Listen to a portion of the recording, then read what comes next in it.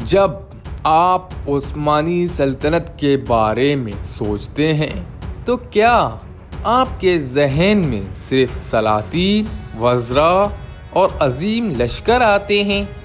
لیکن اگر میں آپ کو بتاؤں کہ اصل طاقت اکثر پردوں کے پیچھے تھی، ایسی خواتین کے ہاتھوں میں جن کے اثر و رسوخ نے صدیوں تک ایک ایسی سلطنت کی سمت متعین کی، تیار ہو جائے، کیونکہ اب وہ سب کچھ چیلنج ہونے والا ہے جو آپ عثمانی تاریخ کے بارے میں جانتے تھے۔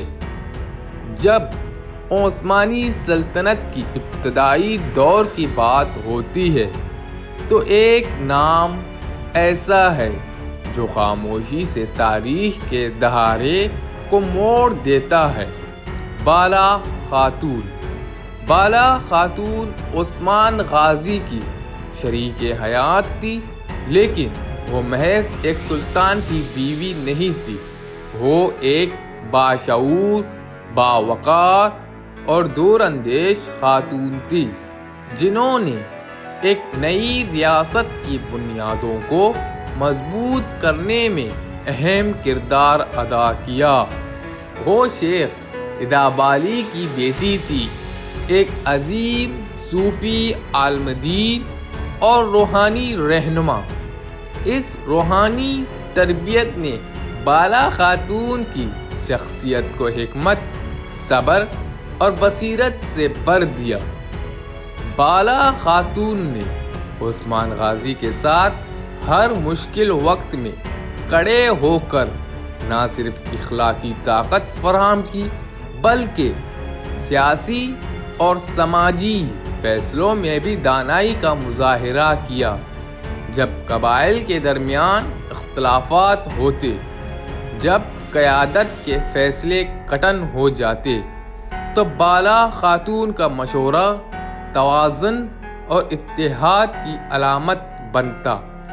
وہ جانتی تھی کہ سلطنتیں صرف تلوار سے نہیں بنتی بلکہ کردار، انصاف اور اصولوں سے قائم رہتی ہیں۔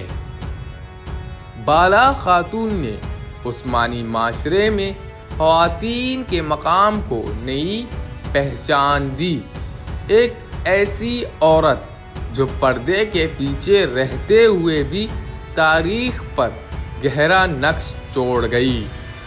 جب ہم عثمانی سلطنت کی عظمت کو یاد کرتے ہیں تو ہمیں یہ نہیں بھولنا چاہیے کہ اس عظیم داستان کے آغاز میں ایک مضبوط، باوقار اور بااثر عورت کھڑی تھی: بالا خاتون، عثمانی تاریخ کی خاموش مگر طاقتور معمار۔